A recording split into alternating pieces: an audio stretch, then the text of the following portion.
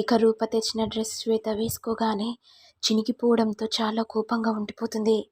ఏమైందమ్మా, ఎందుకలా ఉన్నావు? అత్తయ్య, ఒకసారి మీరు ఆగండి. ఇదంతా దాని పనే.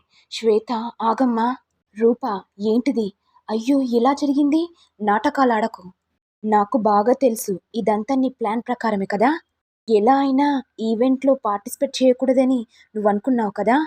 అందుకే ఈ కాస్ట్యూమ్ని చెడగొట్టావు. అసలు నేనెలా అనుకుంటాను? హే ఆపు. నీ డిజైన్స్ గురించి నాకు బాగా తెలుసు. మిషన్ చూసి డిజైన్స్ పర్ఫెక్ట్గా తయారు చేయగలవు. అలాంటిది మెజర్మెంట్ తీసుకున్నాక కూడా, అంటే నేను స్టేజ్ మీద పర్ఫార్మెన్స్ చేయకూడదనే కదా అలా చేశావు. ఇక రాజు కోపంతో, శ్వేత, ఏదైనా గానీ రూపను అలా అనడం మంచిది కాదు. అంటే ఏంటి రాజు, నేనే కావాలని చించుకుంటున్నాను అంటున్నావా? అవును శ్వేత, అదంతా నువ్వే చేశావు. చూసారా అత్తయ్య, మొత్తం నేనే చేశాను అంటున్నాడు.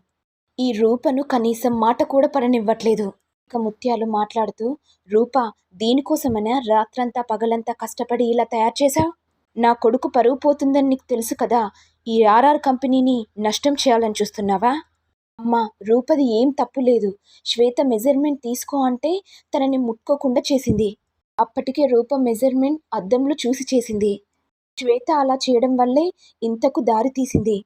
ఇక రేణుక, అత్తయ్య, అనౌన్స్మెంట్ మన పేరు చేశారు, తొందరగా రెడీ కావాలి. రేనాయన, ఇప్పుడు ఏం చేద్దాంరా? ఏముందత్తయ్య, ఆర్ఆర్ కంపెనీ పార్టిసిపేట్ చేయదు. అంతా దీనివల్లే అని శ్వేత రూపని కొట్టగానే రాజు కోపంతో శ్వేతని కొడతాడు. నన్నే కొడతావా? ఒరే నాయనా, నువ్వు చేసిన పని ఏం బాలేదురా. అమ్మాయిని చూడకుండా అందులో నిన్ను కాబోయే భార్యని అలా కొడతావా? అమ్మా, రూప కూడా అమ్మాయే అంటే ఏంటి రాజు? ఆమె నేను ఒకటేనా? అత్తయ్య, ఇప్పుడే మా డాడీకి ఫోన్ చేస్తాను. ఈ ఆర్ఆర్ కంపెనీ ఫ్యాషన్ షోను మూసివేస్తాను. నేను పార్టిసిపేట్ చేయని ఈ షోని ఎవరు జరగనీయకుండా చేస్తాను. అలాగే దేని గురించైతే నన్ను రాజు కొట్టాడో అది ఆ కంపెనీలో ఉండకూడదు. నాయనా, ఏంట్రా ఇలా చేశావు?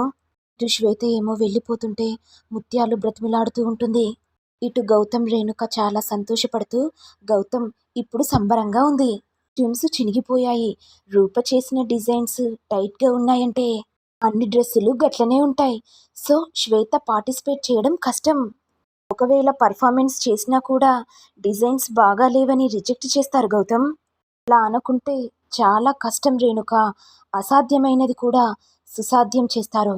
మనం చాలా జాగ్రత్తగా ఉండాలి. పద, అక్కడ ఏం జరుగుతుందో చూద్దాం.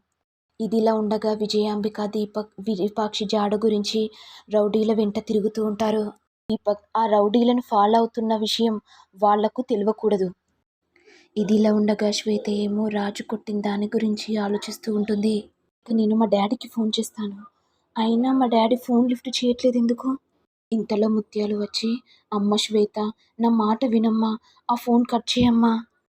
అత్తయ్య, నాకు జరిగిన అవమానం ఎలా అనిపిస్తుందో ఏమో కానీ నాకైతే పిచ్చెక్కిపోతుంది. మా డాడీ కనీసం ఒక్కసారి కూడా చేయి చేసుకోలేదు. అలాంటిది రాజు ఆ రూప గురించి నా మీద చేయి చేసుకున్నాడు. అది నేను భరించలేకపోతున్నానంటే, అమ్మ, రాజు తరపున నేను క్షమాపణ కోరుతున్నాను. డ్రెస్ చిరిగిపోవడం, ఓడిపోతాము, మళ్ళీ కాస్ట్యూమ్కి ఎవరు లేరని అనే ఉద్దేశంతో రాజు అలా నీ మీద చేయి చేసుకున్నాడమ్మా.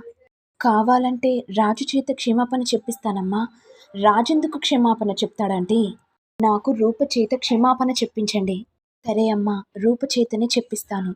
కానీ నువ్వు మాత్రం అన్నయ్యకి ఫోన్ చేయకు. ఇటు జడ్జెస్ ఏమో, ఏంటి రాజు ఇంకా రాలేదేంటి? ఇదేనా ఇలా జరుగుతుందా? సార్ ప్లీజ్ సార్, ఒక 15 మినిట్స్. ఇంతలో ముత్యాలు వచ్చి, హే రూప, ఒకసారి ఇలా రా. శ్వేతకి క్షమాపణ చెప్పు. ఇంతలో రాజు వచ్చి, అమ్మ, రూప ఎందుకు శ్వేతకి క్షమాపణ చెప్పాలి? శ్వేతను కొట్టింది నేనే క్షమాపణ చెప్తాను.